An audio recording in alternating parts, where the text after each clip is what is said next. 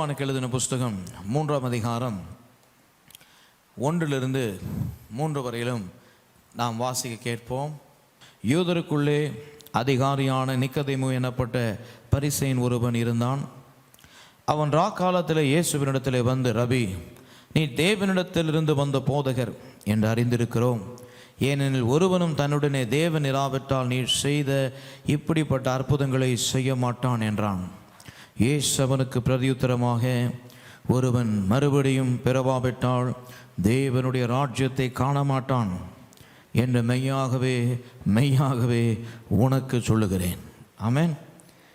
இந்த காரியத்திலிருந்து நாம் இன்றைக்கு பார்க்க போகிறோம். இன்றைக்கு செய்தியினுடைய தலைப்பு என்னவென்றால், what is the meaning of being born again? மறுபடியும் பிறப்பதனுடைய அர்த்தம் என்ன? இன்னொன்று, மறுபடியும் பிறக்கிறதனுடைய பெனிஃபிட்ஸ். நான் மறுபடியும் பிறக்கிறது என்றால் என்ன, அதனுடைய நன்மைகள் என்ன? What is the meaning and the benefits of being born again? ஆமென். அதை தான் நாம் இன்றைக்கு பார்க்க போகிறோம். அதனுடைய இன்ட்ரடக்ஷன் தான் இந்த வசனம். இயேசு கிறிஸ்துவே நிக்கதேமுவை பார்த்து சொல்லுகிறார். நிக்கதேமு யார்? பரிசேயன். பரிசேயன் என்ற ஒரு மனிதன், அவன் பொதுவாகவே வேதத்திலே மிக ஆழமாக நியாயப்பிரமாணத்தை அறிந்திருக்கிறவர்கள், அதை கடைப்பிடிக்கிறவர்கள், கை கழுவுறதும் கால் கழுவுறது வரைக்கும் ரொம்ப அவங்க ஃபாலோ பண்ணுவாங்க. ஆமென். அப்படிப்பட்டவர்கள் பரிசேயர்கள். ரொம்ப ஆர்த்தடாக்ஸ்ன்னு சொல்கிறோம்ல, ரொம்ப ஆர்த்தடாக்ஸ், ரொம்ப தீவிரமாய் ஃபாலோ பண்ணுவார்கள். பவுலும் ஒரு பரிசேயன்தான். அவன் அதை சொல்லியிருக்கிறான், அவரே அதை சொல்லியிருக்கிறார். பவுலும் ஒரு பரிசேயன், அப்போஸ்தலனாகிய பவுல். ஆக இங்கே ஒரு பரிசேயன் இயேசுவை பார்த்து சொல்லுகிறார், தேவன் உங்களிடத்திலே இராவிட்டால் இப்படிப்பட்ட அற்புதங்களை உங்களாலே செய்யவே முடியாது. அதற்கு தேவன் அவருடைய நாவை திறந்து இந்த நிக்கதேமுவை பார்த்து சொல்லுகிறார், நீ மறுபடியும் பிறவாவிட்டால் தேவனுடைய ராஜ்யத்திலே நீ பிரவேசிக்க முடியாது. You cannot see the kingdom of God if you are not reborn. நீ மறுபடியும் பிறக்கணும்னு தேவன் சொல்லுகிறார். ஆமென். எத்தனை பேர் மறுபடியும் பிறந்திருக்கிறீங்க? ஆமென். எத்தனை பேர் மறுபடியும் பிறந்திருக்கிறீங்க? அல்லேலூயா. என்றைக்கு ஆண்டவரும் இரட்சகருமாகிய இயேசு கிறிஸ்துவினுடைய அந்த மீட்பை நீங்கள் ஏற்றுக்கொண்டீர்களோ, அறிக்கை செய்தீர்களோ, அந்த ரட்சிப்பை நீங்கள் அக்செப்ட் பண்ணீங்களோ, அன்றைக்கே உங்களுக்குள்ள மறுபிறவி நடந்து விட்டது.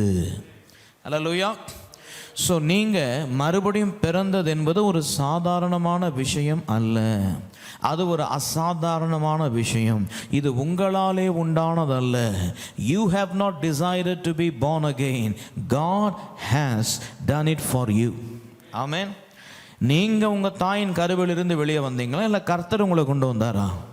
நேச்சுரலாகவே இது காட்ஸ் மிராக்கிளஸ் ஆக்ட். ஒரு குழந்தை கர்ப்பத்தில் 10 மாதம் இருந்து பிறந்து வளர்ந்து அது உருவாகி ஃபார்ம் ஆகி வருவது, அதுவே ஒரு மெடிக்கல் மிராக்கிள்.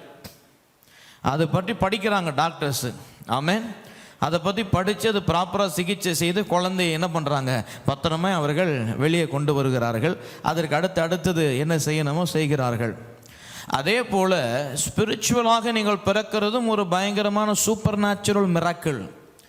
மெடிக்கல் மிராக்கிளும் தேவன் செய்கிறார், சூப்பர் நேச்சுரல் மிராக்கிளும் கடவுள் என்ன செய்கிறார்? உங்களுடைய ஆவியை மறுபடியும் பிறக்க செய்கிறார். உங்களுடைய ஆவி மறுபடியும் பிறக்கும் பொழுது ஒரு சில காரியங்கள் நடக்கிறது. ஆமென். when you are born again, certain things happen to you. சொல்லுங்க, something happened to me, some things happened to me when I am born again. Number 1, ஆமென், பிசாசினுடைய பிள்ளைகளாக இருந்த நாம் இப்பொழுது தேவனுடைய பிள்ளைகளாக மாறிவிடுகிறோம். When we were not born again, we were the children of the devil. But after we were born again, we were made the children of God. Hallelujah. தேவனுடைய பிள்ளைகளாக நாம் மாற்றப்படுகிறோம். Hallelujah. கொலோசியருக்கு எழுதின புஸ்தகம் 1ஆம் அதிகாரம் 13ஆம் வசனத்திற்கு நாம் திருப்பிக் கொள்வோம். இருளின் அதிகாரத்தை நின்று நம்மை விடுதலையாக்கி தமது அன்பின் குமாரனுடைய ராஜ்யத்திற்கு உட்பிரவேசிக்கிறவருமாய் இருக்கிற பிதாவை ஸ்தோத்தரிக்கிறோம். இருளின் அதிகாரத்தை நின்று நம்மை விடுதலையாக்கி நீங்கள் மறுபிறவியை அடைவதற்கு முன்பதாக, before you were born again, you were under the dominion of the darkness. இரண்டு ராஜ்யங்கள் இந்த உலகத்தில் இருக்கிறது பிரியமானவர்களே. There are two kingdoms in this world. One is the kingdom of God, which is the kingdom of light, and the other is the kingdom of Satan, which is the kingdom of darkness. Amen. அப்ப நீங்களும் நானும் ஆண்டவரும் இரட்சகருமாகி இயேசுவை ஏற்றுக்கொள்வதற்கு முன்பதாக இருளின் ராஜ்யத்தின் ஆளுகையில இருந்திருக்கிறோம். பிசாசு நம்மை நடத்தி கொண்டு வந்திருக்கிறான். அவன் கண்ட்ரோல்ல நாம் இருந்திருக்கிறோம். We were by nature the children of the devil. Amen. நீங்க ஒரு மாதிரி வியப்பா பார்க்காதீங்க, என்னடா ஏதோ பேசுறாரேன்ட்டு. உங்களுக்கே தெரியும் பொதுவாக ஒரு மனுஷன் எப்படி நடந்துக்கிறான் இந்த உலகத்தில். ஆமென். அவருடைய நோக்கம் எப்படிப்பட்டதா இருக்கிறது? பிறருக்கு தீங்கு செய்ய நினைக்கிறான். அது போதாதா? To be called as a children of the devil, அது போதாதுன்னு நினைக்கிறீங்களா? பிறரை கொலை செய்யறான், பொய் சொல்றான், விபச்சாரம் செய்யறான், வேசித்தனம் செய்யறான், ஏமாத்துறான், பலவிதமான காரியங்களை செய்கிறான். இதெல்லாம் ஏன் அவன் செய்யறான்? இதை அவனை செய்யும்படி சத்துரு அவனை இயக்குகிறான். ஆமென். நீங்க செய்யல, பொதுவா நாம் அதை செய்யல. பிசாசானவன் அவன் ஆளுகையிலே நாம் மறுபடியும் பிறக்காமல் இருந்த நாட்களிலே அவன் நம்மையே அறியாமல் இதிலே நாம் என்ன பண்ணிட்டு இருக்கிறான்? நடத்தி கொண்டிருக்கிறான். இன்னொன்று சொல்றேன் பாருங்க, இதையெல்லாம் செய்கிறவர்கள் தப்பே இல்லை சரின்னு சொல்லுவார்கள். நீங்க வெளியே போய் கேட்டு பாருங்க. நாளா காலேஜ் படித்த நாட்களில் வந்துட்டு, ஆமென், அப்படியே ப்ரொஃபஸரே சொல்லியிருக்கிறாங்க பாருங்க, இந்த டைம் வந்துட்டு என்ஜாய் பண்ணுற காலம். ஆமென். மொதல் 2 வருஷம் நல்லா என்ஜாய் பண்ணிக்கோ, இல்லை மொதல் 3 வருஷம் நல்லா என்ஜாய் பண்ணி, கடைசி வருஷம் நீ படிக்கணும், லைஃப் மீது கான்சன்ட்ரேட் பண்ணணும். அதனால சந்தோஷமா இரு. உறவினர்கள் மத்தியில போங்க, சொந்தக்காரங்க மத்தியில போங்க, நண்பர்கள் மத்தியில போங்க. நல்லவனா இருந்தால் அவங்க என்னன்னு சொல்லுவாங்க? இவன் ரொம்ப நல்லவன்னுவாங்க, இல்லைன்னா இவன் கெட்டவன்னுவாங்க. ஆமென். நீங்க நல்ல பழக்க ஒழுக்க ஒரு நல்ல நபரா நீங்க இருந்தீங்கன்னா உங்களை கெட்டவன் சொல்லுவாங்க உலகத்துல. ஏன்னா you are not associating with them in any of their evil acts which is acceptable by the world today. இன்றைக்கு உலகத்துல எல்லாரும் தவறாய் வாழுகிறது சரி என்று நினைத்துக் கொண்டிருக்கிறார்கள். ஏன்? அவர்கள் இன்றைக்கு இருளின் ராஜ்யத்தின் ஆளுகையிலே நடக்கிறவர்களாய் இருக்கிறார்கள். ஆனால் ஆண்டவரும் இரட்சகருமாக இயேசு கிறிஸ்துவின் மூலமாக என்ன நடந்தது பிரியமானவர்களே? நீங்கள் வெளிச்சத்தின் பிரஜைகளாக மாற்றப்பட்டீர்கள். இன்றைக்கு உங்களால் பாவம் செய்ய முடியுமா?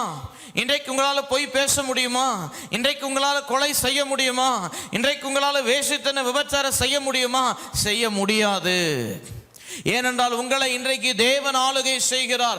ஒருவேளை செய்தா கூட உங்கள் மனம் குத்தப்படும், உங்கள் உள்ளம் உங்களை செய்ய விடாது, தொடர்ந்து செய்ய விடாது.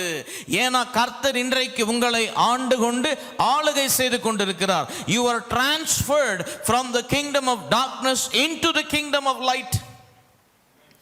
Hallelujah. அப்போ நான் மறுபடியும் பிறந்ததனுடைய ஆசீர்வாதம் என்னவென்றால், the benefits of being born again. What happens when I be born again? I am transferred from the kingdom of darkness into the kingdom of light.